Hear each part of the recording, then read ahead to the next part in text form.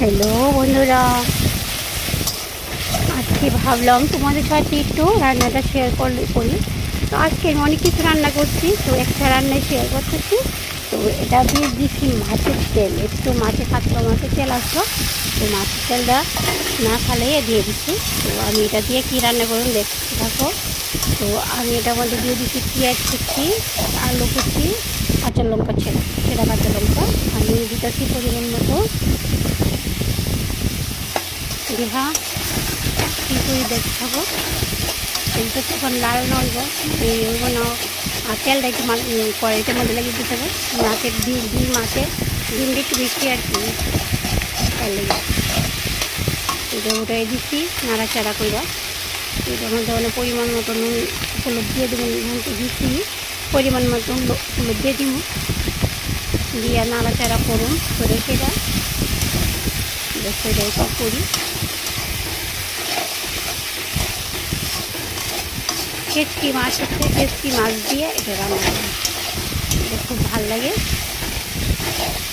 তেলটা আসতে দেখে দিয়ে দিচ্ছি, এটা ফালাইছি না একটু তেল।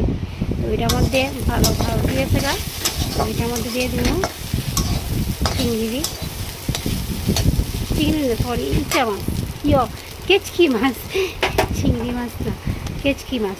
এখন ভাজে দিয়েছে গা, প্রথমে যদি দিয়ে দিতাম তো এই মাছটি গুঁড়া এই দেবো একদম দিয়ে দেবো, তার লেগে আমি কেচকি মাছটি পরে দিতেছি আলু আর পেঁয়াজ দিয়ে লাল লাল হয়েছে করে মাছের তেলটা দিচ্ছি। এটা একটা ভালো একটা গন্ধ হয়ে দিচ্ছে, তখন দিচ্ছি কেচকি মাছটি।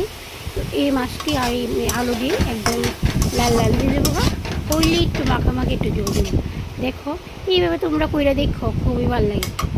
তো আমি এইভাবেই করি, অনেক সময় অনেক রকমের আমি রান্না করি। তো একটু হলুদ কম লাগছে আমার কাছে, তার একটু হলুদ দিয়ে দিচ্ছি।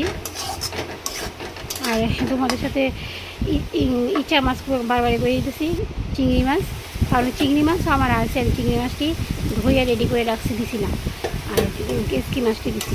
তো আমি একটু শুকনো লঙ্কা মিক্সচার করে নিয়েছিলাম, এটা দিয়ে দিছি। একটু ঝাল না হইলে ভালো লাগতো না, তার লেগে। কেচকি মাছটি দেখো বন্ধুরা, একটা কিন্তু ভাঙছে না, আলুর যে ভাজি করে রাখছি আগে, তার লেগে একটা ভাঙছে না। তো অনেক মরিচটা দিছি, অনেক হালকা নাড়াচাড়া করে একটু মাখা ঝোল দিয়ে দিই, দিয়া একটু নাড়াচাড়া করুন করে ধনিয়া পাতা দিয়ে নামাইলাম। তো আমি ধনিয়া পাতাটা দিয়ে নিয়েছি, দেখাইতে পারছি দেখো ধনিয়া পাতা দেখা দিতেছে। হ্যাঁ, ধনিয়া পাতা দিলাইছি, মা করে একটু শুকনো হইব। আর এটা খাইতে এত ভালো লাগে, একটা দিয়েই ভাত